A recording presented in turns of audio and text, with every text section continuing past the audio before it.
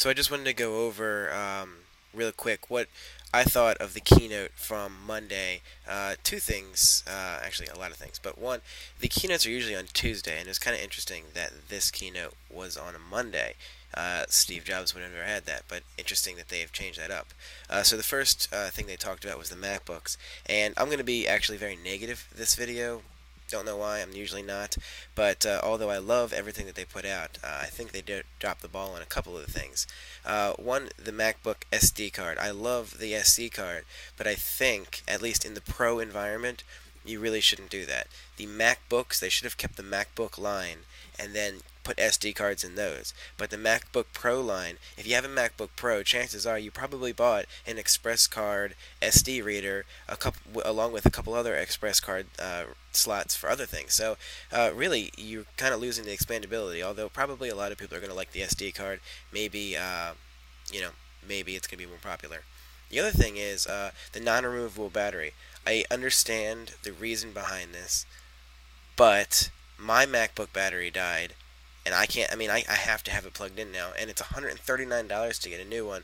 And if I bought a new MacBook, I would need to take it to the Apple Store, and I can't be out without my laptop. I don't have a second laptop to use, so for them to build in the MacBook battery, it either better be amazing and never die, or it better be really easy to replace if I want to do it myself, because I don't mind voiding my warranty to do stuff like that.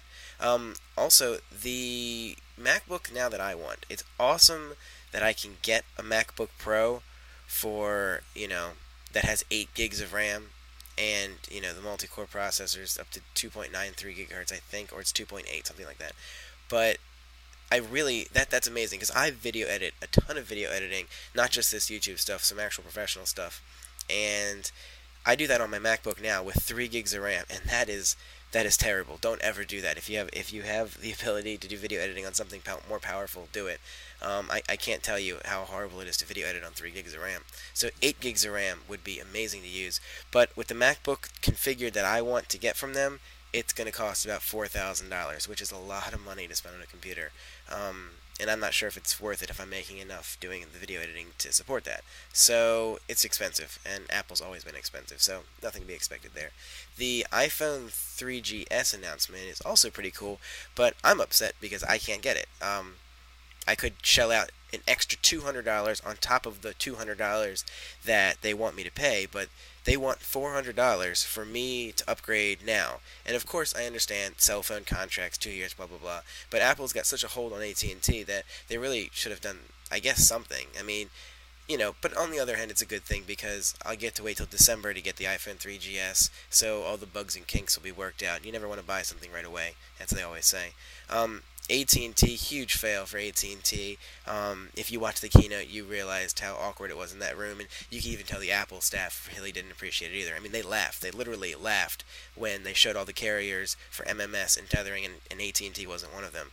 I mean, that's one of the things that was on my list of things keeping me from getting an iPhone in the beginning was because it didn't have picture messaging.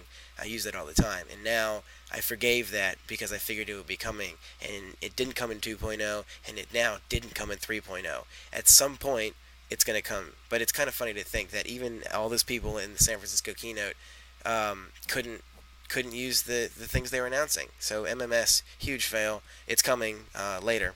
I don't know. They better not charge. I have an unlimited data plan and an unlimited text messaging plan. I pay $100 a month for my iPhone, and if they make me pay even more for picture messaging, that's absolutely ridiculous. And then the tethering, I'm not really upset about that. I'm confident in the iPhone dev team to jailbreak the new iPhone and 3.0 software. They say they already have done it, and I've had tethering for a year now on my iPhone, and it's wonderful. I don't have to pay anything extra, no plans, through PDANet on the jailbroken App Store, and I'm perfectly fine with that. So I don't care how Apple does it. I'm not going to use it.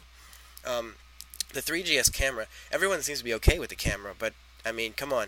There are phones coming out now with 5, 7 megapixel cameras.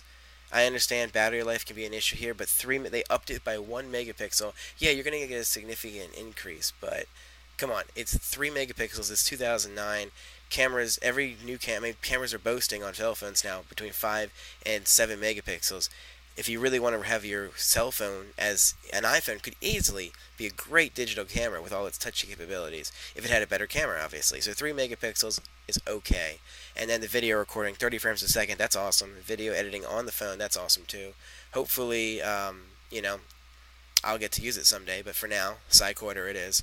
And then the other thing that seemed to be a problem, voice control is only for the 3GS. That doesn't really make any sense because, let's see, what do you need to have voice control? Let's see, you need to program the home button to hold. You need to have that app on there with that screen. And you need to have voice recognition software, so that's software.